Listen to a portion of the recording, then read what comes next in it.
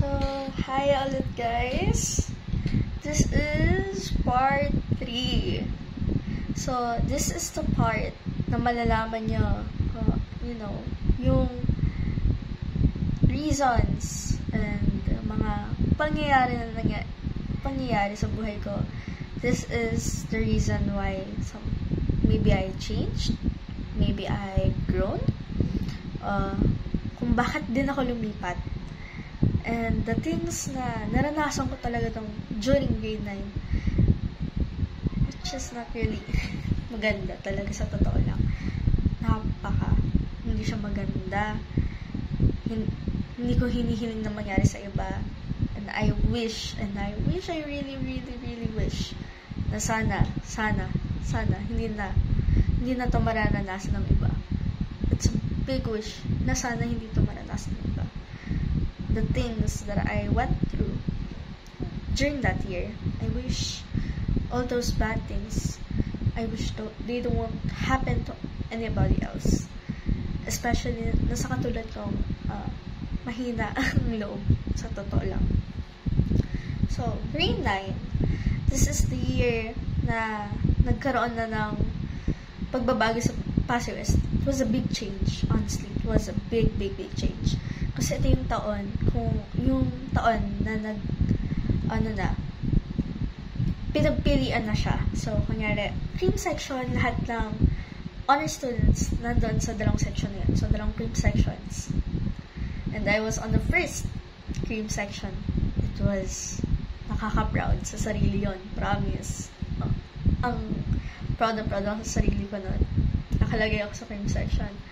And the rest of the students ay pinagpilian din sila. Then, kunyari, apelyado may A, lahat kayong A magkakasama. So, alam nyo naman na yan kung taga-Pasay kayo. Pasay City West. Pero dahil may mga followers din ako na hindi, explain ko na rin. So, ayan. Yun yung, tapos, it was during August ba yan? I forgot kung kailan nag-start yung, or July ba? It was July ata. Then, syempre, ayun, lumabas na yung listahan. So, listahan ng nasa sections. So, yung iba, nagkaroon na agad ng GC. It was a week before ng class, and nagkaroon na agad ng GC. Tapos, yun yung, doon nag-start sa GC yun. Never will forget about it. Tapos yung GC pala nun, ang section ko pala nun is Grade 9 Aquino. Grade 9 Aquino, masarap. Okay. Ayun, yung chant, famous chant na pinasikat ng section namin. Although, hindi talaga pero it was a chant na kilala sa buong school na pinalawak namin. Wow! Sikat, grabe. So, yun, section namin yun. Section Aquino, 2024 to 2025. School year. Yes, that school year. So, sa GC, back tayo sa may GC na yun. Yung GC is nagawa na. So, lahat, syempre, mag-chismisan ko yun kasi, syempre, diba, magkakaklase na kayo eh. Although, hindi pa nakikita, at least meron na kayong, diba, meron na kayong connections. Wow! Connections that you don't have. Naging, Sarah Geronimo, sorry guys. So, ayan. So, nagkaroon na kayo ng connections, man. Then, this one ate girl, uy, hi girl, alam mo, miss ka rin kita, kahit pa paano, sa totoo lang. So, ayun, si ate girl, yun, nagsastart siyang parang chismis sa GC na yun. And I thought nung una, parang siguro ako ba yun? I don't know, wala pa akong idea. Pero nung time na yun, nagsiscreenshot na ako. And those screenshots are with me until now. I don't know why. Siguro memory na napagdaanan ko yun. Until now, nasa akin pa rin yung mga screenshots na yun. Tapos, ayun, nagpaparinig siya na ganon, ayaw niya daw sa akin. And at first talaga, akala ko talaga hindi ako yun. Tapos, medyo na-weirdan lang ako sa kanya. So, totoo lang, ayoko rin talaga din sa kanya. Pero, I keep, pantay ako. Hindi yung nag-chat ako na nagpapalaganap ako na dahil porket bago ako, kailangan ko maging ganon. Dahil ganon yung isang tao, gaganon ako. Then, although yes, napag-uusapan namin siya, pero dahil sa actions na nakikita namin, hindi dahil sa gumagawa kami ng istorya. It's actually actions that we see namin sa so, kung alam niyo kung sino yan. So, ayan, chismis. So, yung chismis niya is ayaw daw sa akin. Then, this girl, after 1 week, nasa school na, nag-chat siya. Then, ano tong nalaman ko na nagsasabi ka daw na ayaw mo sa section natin. And, the thing is, hindi niya ginawa privately. She made it through GC. So, GC na yun. Although, okay, hala ko sa kanya, okay kami. Kasi, nung time na yun, sabi ko, ay hala, kasama ko siya sa classroom. Akala ko magiging okay. Kasi sabi ko, may kilala kahit ako paano. Kasi, nung time na yun, dahil nga sinala, wala akong kilala ni isa. And sila, magkakaibigan na talaga sila. So, I felt left out. So, I thought, siguro makikipagkaibigan ako. I tried reaching out sa kanila. But, no. They didn't accept. So, I was like, giving out my hand. But, they pushed me away or they ignored me. Although, syempre, makakausap mo pa rin sila. But, yun nga. So, nag-start doon sa girl na yun na pinapalabasan akong chismis. And the thing is kasi, ang may nangyari is silent. Nangyari, sasabihin na itong si ate girl, sasabihin niya sa mga kaibigan niya, ayoko yung kay ganito kasi ganito siya. Then those other people, kasi may mga kaibigan din naman silang iba, hindi lang naman yung isa yung kaibigan nila. Sasabihin na naman nila sa iba na naman, until lahat na. So, and, nung time na yon, hindi, as I felt uneasy going on na pumapasok, uneasy ako. Sabi ko parang tinititigan ako, like, what did I do wrong? And nung yun nga, nung ginawa niya yun sa GC, screenshot ko yun, then bumaba ako sa mama ko, umiyak ako. Sabi ko, Nay, bakit yan to? But the thing is, pag ginawa ko, sabi ko, ay hindi ako aalis. That's kasi sabi ko, kaya kong labanan yun. Through words. Like, kung sasabihan ko rin pabalik. That's what I thought. Kala ko kaya ko siyang labanan. But, natakot ako sa totoo lang. Natakot ako. Kasi akala ko nung una, iisa lang kalaban ko. But it turned out to be almost yung buong classroom. Ang hirap nun, promise. Ang hirap nun. Ito, sa classroom ko lang muna, ha. Although marami din naman magandang nangyari sa akin sa Pasay West, outside. But it was all outside the room. I never felt safe. I never felt fine inside the classroom. So, ito, pinakamahaba talaga ito, promise guys. I'm telling you. Ayun. Naranasan kong nahirapan. I felt scared. Tapos nag-promise ako sa sarili ko dati. 3D. Sabi ko, dahil nandito na ako, cream section, sabi ko gano'n. Siguro kaya ko na rin abutin yung with high honors. Sabi ko na tatawagin ako sa mismong stage. Pinakataas na syempre. Na H na Marie Golilao with high honors. Di ba parang ang sarap sa pandinig, di ba? Alam niyo yun, kung gaano siya kasarap sa pandinig na tatawagin ka sa stage na aakyat ka, then you'll hear it. But, that, I didn't reach it. I reached it na nung 4th quarter. Hindi ko siya naabot. Kasi, nawalan ako ng tiwala sa sarili ko. Nawala na akong tiwala sa sarili ko. Nawala na ako ng confidence. Nawala na ako ng yun nga, nawala na akong tiwala. Nawala na ako ng passion. Nawala na ako ng urge. Kasi ng time na yun,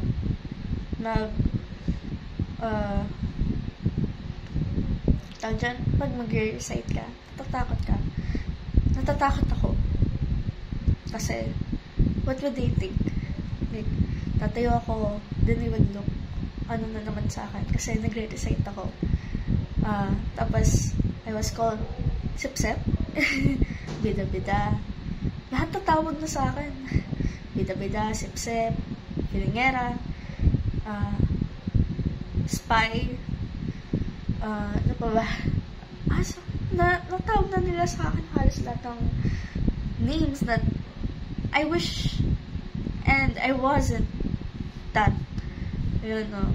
Yung tinatawag nilang bida-bida, pero parang may difference naman kasi yung bida-bida sa gusto mong umangat para sa grades mo. Yung sila, naghihilaan sila sa pataas. Lahat sila, naghihilaan sila pataas. Then ako, naiiwan ako kasi yun nga, nahihirapan ako, nagsistruggle ako, as in, struggle talaga siya. Like, no joke, struggle talaga siya. Napakalaki ng struggle. Kasi, napakalaki ng struggle niya kasi wala akong maasahan sa room. As in, ang hirap pag-trust. Sasabihin mo, minsan kasi na-absentan ako or na-excuse ako. Wala akong matunungan sa kanila talaga. Wala akong matunungan na, be, wala akong ginaganon, wala akong natatawag na be. Alam mo, be, anong gagawin natin? Ganon. Then, minsan, mahihiya ka pa, mahihiya pa ako mag-chat kasi I feel, outsider ako dun eh. Outsider ako. Sa totoo lang, outsider ako. Ang daming beses na, nagalit sila sa akin. I don't know why. Sa totoo lang, naging mabait talaga ako. Hindi yun sa ayoko din naman pero hindi ko talaga mag-gets kung bakit sila nagalit sa akin. Kasi, ayun, I tried my best reaching out talaga sa kanila. Nag-reach out ako, sabi ko, gusto ko makipagkaibigan. Gusto ko maging maganda yung ko. Since nga bagong tao kayo, gusto ko kayong maki-close kasi I want to make new friends. Sabi ko gano'n.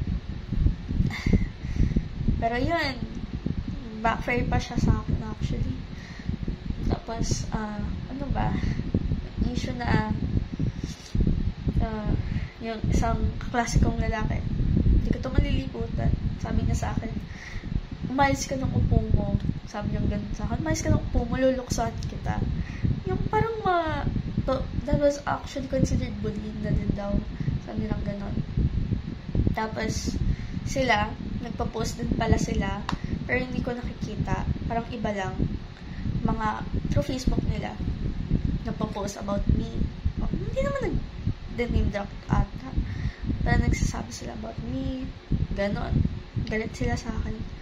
Tapos, daming nangyari. Tapos, kunyari, one time, nagalit din sila sa akin. Kasi umuwi ako agad. Kasi practice yun. Ati-atihan. Umuwi agad ako. Sabi ko sa kanila, guys, uuwi na ako agad. Sabi ko ganon. Masakit pusod ko. Hindi ko kaya. Tapos, ayun.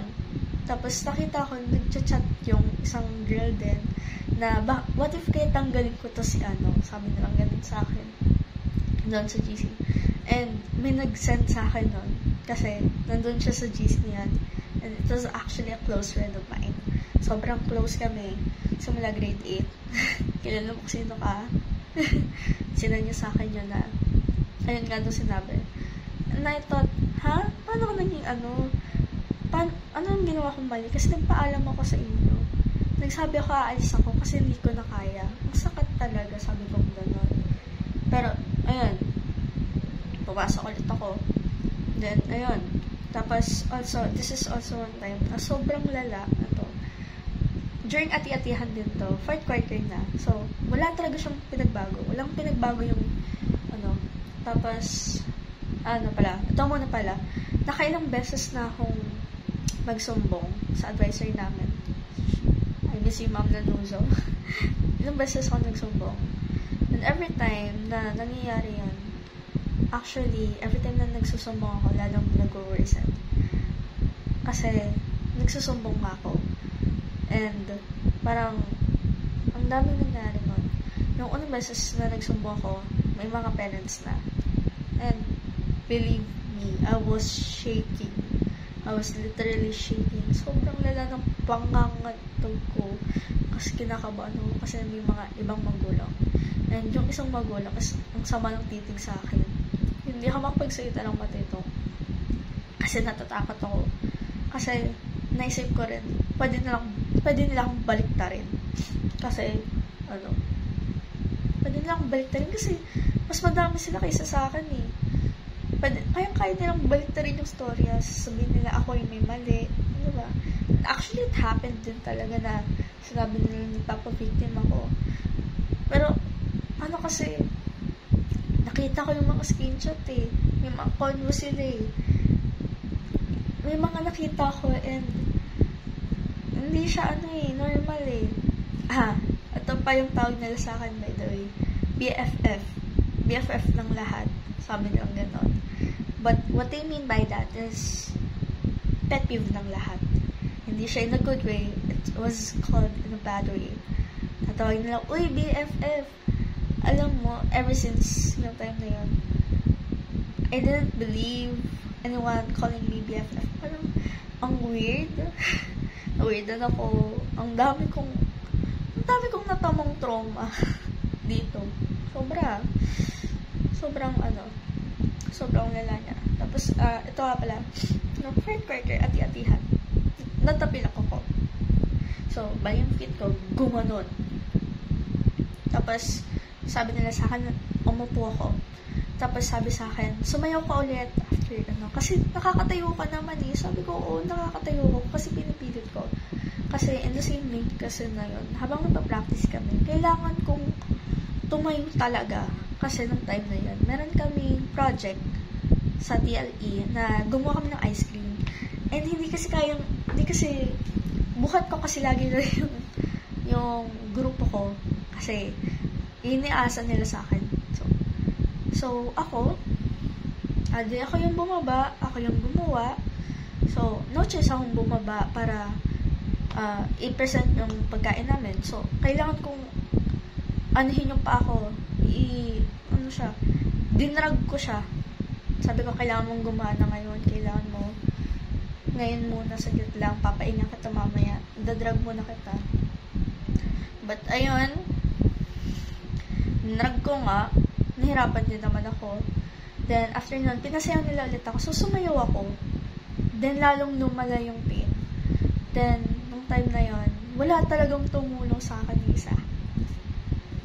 I mean, wala. Literal na walang tumulong. So, ayun. Bumagsak na ako sa upuan. Then, ayun, walang tumutulong sa akin. Like, no one asked me if I was okay. No one asked me kung kailangan ko ba ng tulong. No one asked me na, no one asked me kung kailangan ko ba kung kailangan ba akong dalhin sa Tapos, during that time, may, yung si kuya sa kantin, yung nagbebenta ng juice ng iced tea dun sa may gilid. Sa gilid ng,